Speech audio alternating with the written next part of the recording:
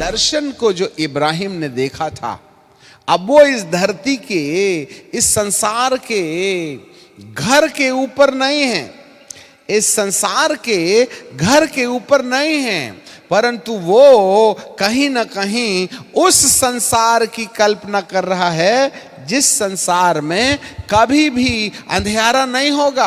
1000 साल का ये जो साम्राज्य है, वहां हम, प्रभु जी कहते मैं तुम्हारे लिए जगह तैयार करने जाता हूं। मेरे पिता के घर में बहुत सी जगह हैं, नए यरूशलेम में मेरा घर है। वाह,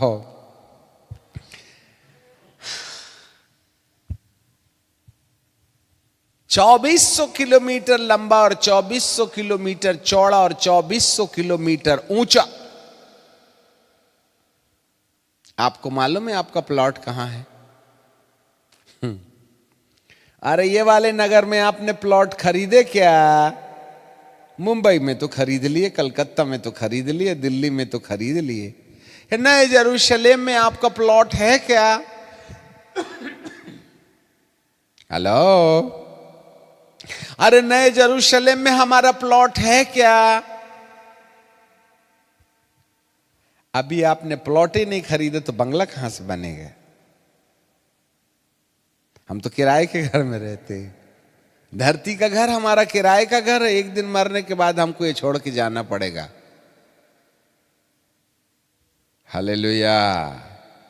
आपको उस नए यरूशलेम की कल्पना है क्या, जहां पति पत्नी दोनों एक साथ रहेंगे, जहां सृष्टि और सृष्टिकर्ता आपस में एक साथ रहेगी? आपको मालूम क्या वो 2400 kilometre by 2400 kilometre by 2400 kilometre नए यरूशलेम में रहने की शर्त क्या है? In which condition we can inherit in the new यरूशलेम? अब आपको साड़ी पसंद नहीं आई तो 50 रुपए जमा करने का सवाल ही नहीं उठता है।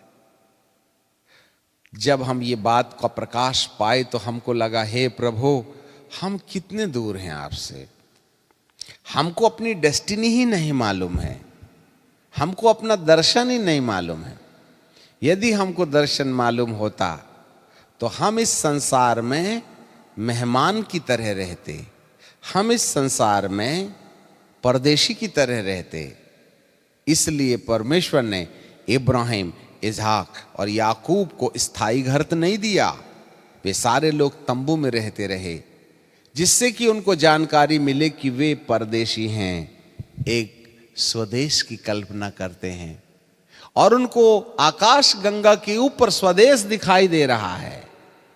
मैं आपसे एक प्रश्न पूछता हूं, आपका स्वदेश कहां है? यह आपका देश है कि परदेश है? आप अपनी विरासत यहां बना रहे हैं या वहां? आपको यहां वाला घर चाहिए जो 60 साल चलेगा, या वो वाला घर जो 1000 साल तक चलेगा?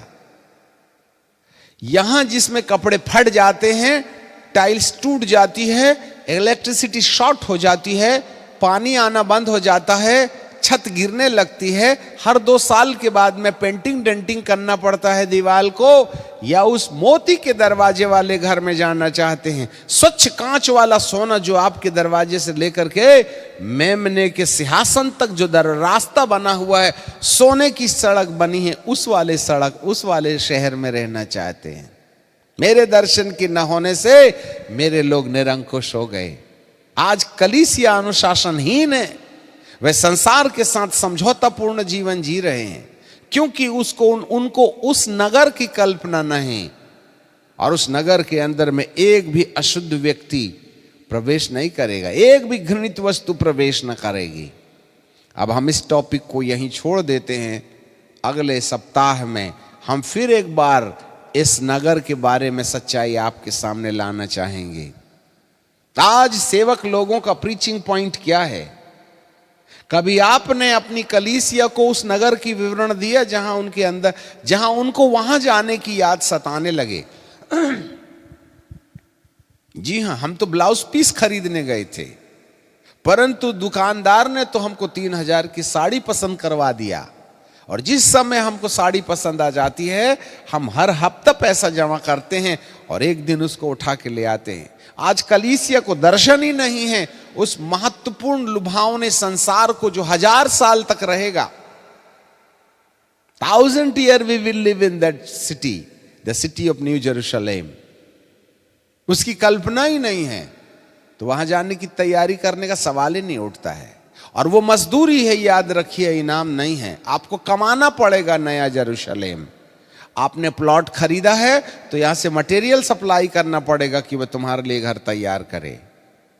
जी हां, जब मैं तुम्हारे लिए घर तैयार कर चुकूंगा तो मैं फिर आऊंगा और तुम्हें अपने साथ ले जाऊंगा। हम परदेश में हैं। ऐ अजीज, अपना मन यहां न लगा, न रहा है कोई, न रहेगा कोई। नंगा आया है, नंगा चला जाएगा। कपड़े पहन के जाएगा कब्रिस्तान में तो मट्टी के कीड़े खा जाएंगे, पर तू मट्टी में ही मिल जाएगा। इसलिए इस देह में 70 बरस की जिंदगी को घर न समझो, वरन वह घर जो अनंत काल का है। कल मरने वाला आज तैयार रहे। वैसे ही मसीहियत के ऊपर नंगी तलवार लहर रही है। हम मसीही लोग असुरक्षित हैं।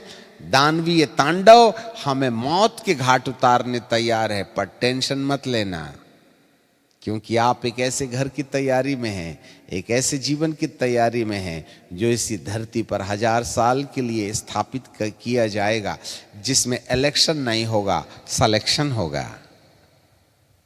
और उसमें एक ही व्यक्ति शासन करेगा जिसका नाम है हमारा जीवित परमेश्वर। वंडरफुल। उस राज्य की कल्पना करो तो हमें तुमको अनुशासित नहीं करना पड़ेगा, आप अपने आप में अनुशासित हो जाइए, क्योंकि उस नगर में कोई भी अशुद्ध वस्तु प्रवेश नहीं करेगी। तो हम आपसे आप शुद्ध होने लगेंगे। हालेलुया। सो पिता परमेश्वर आपके जीवन को अनुग्रह दे।